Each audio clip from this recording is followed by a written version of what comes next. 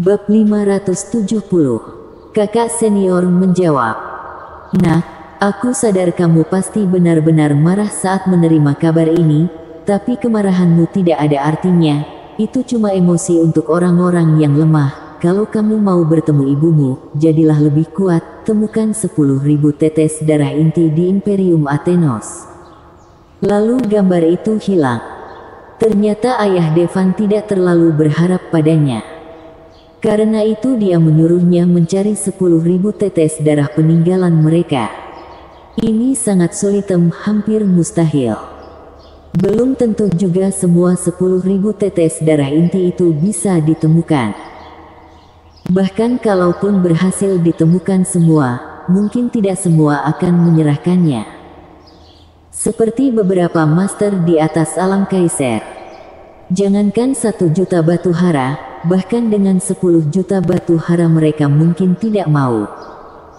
Mereka cuma mau menyimpannya sebagai harta karun, apa salah? Tapi karena sekarang dia punya tujuan, Devan akan maju ke tujuannya itu. Dia harus menemukan semua 10.000 darah inti. Meski semua sisa darah itu ada di alam surga, dia tetap akan maju. Tok, tok, tok. Ada ketuakan dari pintu Devan. "Masuklah." Pintu terbuka dengan suara menderit. Itu adalah Jana dan Jenny. "Tuan Amort, ada apa?" Mereka berdua melihat ke arah Devan dengan cemas. Biasanya, mereka tidak pernah melihat ekspresi Devan banyak berubah. Pria ini tangguh dan tak terbaca. Namun tadi, mereka jelas merasa amarah yang sangat kuat dari Devan. Meski Devan sekarang sudah tenang, bisa dilihat dari ekspresinya yang tak banyak berubah. Dia sekarang tidak bahagia. Wajar saja dia begini, dia tahu ibunya diasingkan, mana mungkin dia bisa senang. Tapi, Devan juga penasaran. Siapa mereka dan kenapa mereka membawa dan mengasingkan ibunya? Kemungkinan dia akan tahu lebih banyak lagi kalau menemukan lebih banyak darah inti. "Aku tidak apa-apa," Devan menggeleng. Jenny dan Jana saling melihat satu sama lain. Mereka sepertinya mengerti. Lalu, mereka berjalan mendekat ke tempat Devan di saat yang sama. Mereka menyandarkan kepala mereka ke bahu Devan.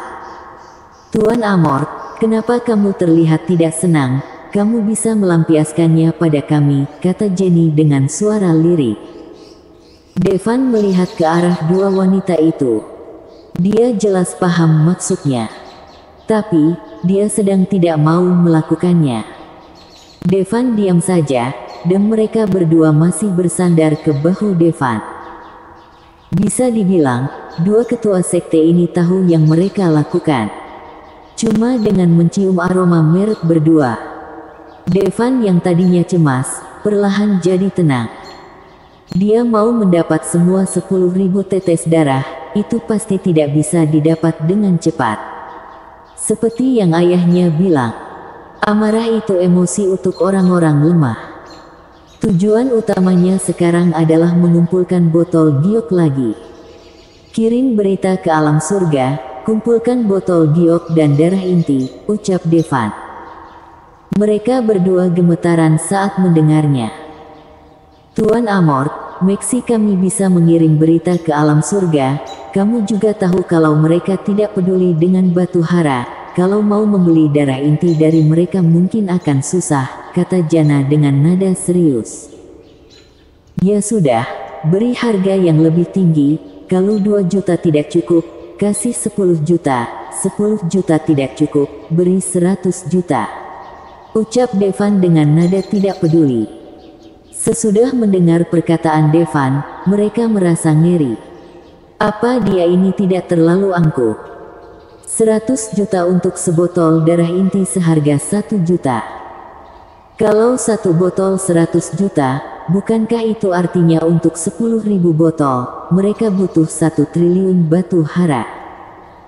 Jangankan klan Astouna, bahkan orang-orang alam surga mungkin tidak akan punya, kan? "Tuan Amort, kita butuh batu hara yang sangat banyak. Kamu memintaku untuk mengurus penjualan darah itu. Kalau terjual semuanya, kita cuma bisa mendapatkan 201 miliar. Dan kalau harganya semakin tinggi, akan susah mendapat orang yang mau membayar sebanyak itu, kata Jenny dengan lembut. Biasanya, 201 miliar bisa untuk membeli semua darah itu. Tapi kalau darahnya ada di alam surga. Saat ini, kebanyakan dari darah itu ada di alam surga, kalau mau menarik pada Master Kaiser. Harganya harus dinaikkan sebanyak 5-10 kali lipat. Dan saat jumlah darah itu berkurang, harganya akan semakin naik. Bahkan mungkin nantinya, harganya bisa mencapai 100 juta batu hara per botol. Sebenarnya, kalau Devan tidak tergesa-gesa dan mau mencari naik perlahan, bisa memakan waktu selama ratusan sampai ribuan tahun. Dan pasti bisa mendapat semua darah itu dengan murah. Namun Devan ingin selesai secepatnya. Dia sangat ingin mendapat semua 10.000 tetes darah dengan cepat. Lakukan saja, soal batu hara, biar aku yang urus, Devan bicara dengan suara dalam. Baiklah. Karena Devan sudah mengatakannya, mereka tentu mematuhinya. Dan kalau klan Astouna benar-benar bisa mendapatkannya, meski tanpa biaya penanganan, efeknya pada klan Astouna akan sangat besar. Paling tidak, mereka bisa sudah pernah melayani bisnis bernilai ratusan miliar batu hara. Klan Astouna sudah memperoleh awalan bagus untuk pijakan mereka di alam surga nantinya. Tuan Amort, kamu mau siapa yang tetap tinggal? Jana seketika bicara. Dia merasa Devan agak malu karena mereka berdua di tempat itu di saat yang sama. Karena itu dia bertanya siapa yang tinggal. Mereka berdua menatap Devan penuh kasih. Seakan selir yang memohon kasih sayang dari kaisar. Mau bagaimana lagi, Devan memberi mereka manfaat besar. Kalau mereka belum merasakannya, mereka pasti enggan memakai cara itu untuk meningkatkan pelatihan mereka. Namun saat ini jelas beda. Apalagi, mereka ada di pihak Devan. Jadi tak apa. Devan melihat ke arah Jenny, lalu Jana. Mereka berdua sangat hebat, sulit untuk memutuskan. Kalau begini. Lagi pula, cuma anak-anak yang memilih, orang dewasa ambil semuanya. Tapi, tiba-tiba, Kak Eliana mengirimkan jawabannya. Cuma satu kalimat dan sederhana. Junior, aku sudah di Nixiabat. Karena kakak senior Nai sudah menjawab, tunggu apa lagi? Dia jelas akan menghampiri kakak seniornya. Lagi pula, meski Jana dan Jenny sangat hebat, dibanding kakak Eliana, mereka berbeda jauh. Terlebih, mereka berdua juga tidak terlalu dekat dengan Devan. Sebenarnya, hubungan mereka menarik. Devan memakai mereka untuk mendapatkan darah, dan mereka mendapat keuntungan dari Devan. Namun kakak seniornya itu beda, dia sangat menyayanginya. Yang jelas, saat bersama kakak senior Eliana dia bisa tetap sadar. Kalian pergi dulu saja, aku mau sendirian, ucap Devan pada keduanya. Saat dengar perkataan Devan, mereka terlihat kecewa. Tapi keduanya tetap patuh. Saat yakin mereka sudah benar-benar pergi, Devan langsung mengeluarkan formasi teleportasi yang diberikan kakak senior Eliana. Saat formasi itu diaktifkan, langsung menuju kamar kakak Eliana di Nixiabat. Bersambung.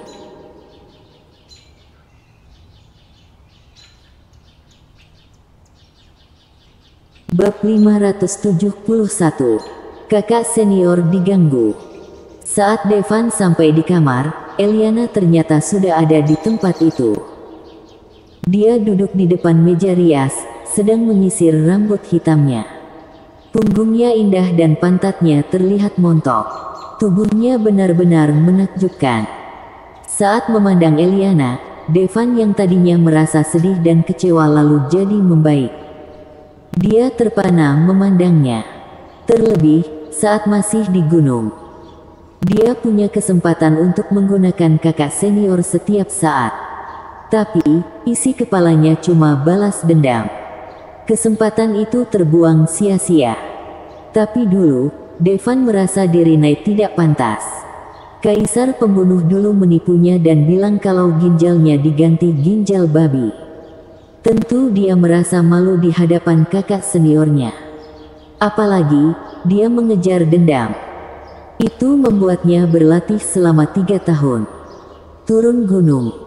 Kaisar pembunuh baru saja memberitahu Devan saat dia ginjalnya diganti dengan ginjal Kirin yang tak terkira. Ginjal Kirin itu impian semua orang. Batasan di hatinya pun mulai menghilang. Dia pun kembali sadar. Devan mau memanggil kakak seniornya. Tapi dia melihat Eliana duduk dengan tatapan yang kosong. Dia tidak menyadari kedatangan Devan. Dengan kekuatan Eliana saat ini, seekor serangga kecil pun pasti bisa dia rasakan kedatangannya. Namun dia tidak sadar Devan datang. Dia pasti memikirkan banyak hal. Devan pun mendekat, menggenggam sisir di tangan Eliana, dan perlahan membantunya menyisir. Eliana punya rambut yang panjang, lurus jatuh ke pantatnya. Hitam legam, halus, dan wangi. Devan menghirup aromanya. Eliana menikmatinya dan menutup mata. Dia merasa seakan kembali saat masih di gunung. Setelah selesai berlatih, Devan suka membantu menyisir rambut Eliana. Terkadang di kamar kerja, terkadang di pinggir sungai, terkadang di sebelah air terjun. Walau cuma 1 tahun, tapi untuk Eliana, itu adalah 1 tahun yang menyenangkan. Sebelum dia ke Antares, untuk jadi kaisar selanjutnya, dia sudah dapat pelatihan yang cukup berat sejak dia masih anak-anak. Dia harus hati-hati dengan semua yang dia katakan dan lakukan. Setelah pergi dari Antares, dia mendapat jabatan sebagai kaisar. Tanggung jawab yang dia tanggung pun semakin besar. Bisa dibilang, sejak dia jadi Venus, dia tidak pernah benar-benar senyum lagi. Sampai Devan akhirnya datang ke Imperium Athenos. Saat bertemu Devan, perasaannya sudah tidak bisa dia bendung lagi Devan. Dia langsung mengabdikan dirinya pada Devan. Sebagai Venus, pernikahannya bukan keputusannya. Bisa saja suatu hari nanti dia harus menikah dengan orang yang dia tidak suka. Tanpa perasaan apapun, cuma untuk kepentingan kerajaan. Karena itulah dia melakukan hal-hal berlebihan. Kalau begitu, paling tidak meski dia harus menikahi pria lain dan tidak bisa ditolak, tapi keperawanannya dia beri pada pria yang dia suka. Setelah Devan menyisir rambut Eliana, dia mengelus rambut kakak seniornya. "Kak, kamu?" tanya Devan. Tapi Eliana menoleh, menutup mulut Devan dengan jarinya. Dia bicara dengan suara yang lembut, "Jangan tanya apa-apa, cukup cintai aku." Rasa suka Eliana pada Devan sangat kuat. Cuma dengan 1 kalimat, Devan langsung mulai transformasi Kirin. Tapi, Eliana mengusap lembut jemarinya ke badan Devan. Devan pun kembali jadi manusia. Inilah kehebatan kakak seniornya. Devan cuma bisa terdiam. Eliana langsung dia peluk. Mereka menuju ranjang. Setelah 1 jam, Eliana dapat pesan. Dia terlihat agak cemas, dan langsung memakai baju. "Junior, aku mau pergi." "Kak, kalau kamu butuh bantuan apapun, katakan saja padaku," ucap Devan. "Aku ini penguasa Nixiabat yang agung, aku bisa mengatasi apapun dengan tanganku sendiri. Junior, kamu jaga diri, ya." Pipi Devan dielus lembut oleh Eliana. Devan menggenggam tangan Eliana, dia bicara dengan wajah serius, "Kak, tidak akan ada yang berani mengganggumu di dunia ini, kalau ada yang mengganggumu, biar kurs. Bahkan kalau Venus mengganggumu, akan kutiduri dia sampai mati. Ternyata Devan mengira Venus yang mengganggu kakak seniornya. Memang sebagai penguasa Nixiabat, siapa lagi yang berani mengganggu Eliana? Sebenarnya Eliana lumayan terharu. Tapi saat mendengar kalimat terakhir, dia merasa agak aneh. Dalam hati dia berpikir, Devan memang hampir mendurinya sampai mati. Tenanglah, Junior, Venus tidak akan menggangguku. Baiklah, pergilah, kalau kamu rindu aku lagi, cukup hubungi aku. Eliana mengecup pipi Devan. Eliana langsung menyuruh Deyan pergi. Venus, putra mahkota kekaisaran Kaljaka sudah datang, terdengar suara Rita. Aku tahu. Devan langsung kembali ke klan Astouna. Mudah sekali melakukan apapun dengan formasi. Tapi saat kembali ke klan Astouna, dia merasa ada yang aneh. Rasanya, ada beberapa cakra kuat di klan Astouna. Cakra itu lebih kuat dari kedua ketua sekte. Apa ada orang alam surga? Devan pun paham. Di Valvana, seharusnya tidak ada yang lebih kuat dari keduanya. Cuma orang dari alam surga yang bisa seperti ini. Tuan Daron, kamu mau menjual 10 botol in berapa? Jana menatap seorang pria tua dengan janggut yang sedang duduk dengan gagah di kursi. Aku tidak mau menjual. Aku mau memurnikan, kata pria itu sambil menyunggingkan senyum. Jana, oh, begitu ya, apa yang Tuan Daron mau dimurnikan? Apalagi kalau bukan darah yang kamu jual, kata pria tua itu. Baiklah, Jana menganggukkan kepalanya. Setelah menjual 300 botol darah Devan, penjualannya mulai melambat.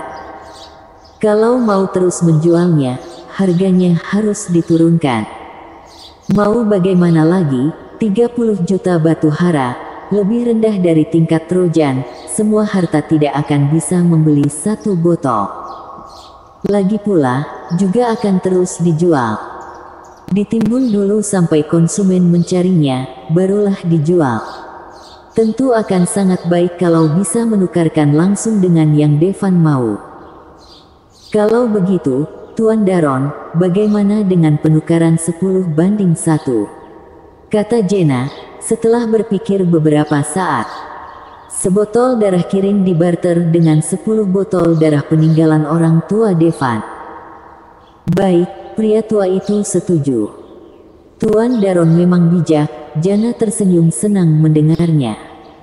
Tadinya dia mau menawarkan rasio yang lebih tinggi dan mengincar lebih dari 5:1. Tak diduga, dia malah langsung menyetujuinya.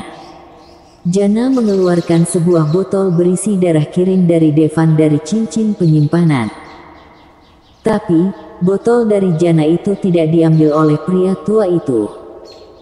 Pria tua itu mengerutkan keningnya dan mengatakan, Ketua klan Astouna, apa ini salah? Aku memberimu sebotol, kamu beri aku 10. Buahkan aku beri kamu 10 botol, kamu beri aku 7. Apa? Jana seketika kaget saat mendengar ini. Tuan Daron, kamu ini bercanda ya? Kamu pikir aku bercanda? Aku beri kamu 10 botol, kamu beri aku 100 botol, kurang 1 saja aku tidak mau. Teriak pria tua itu dengan serius. Bersambung.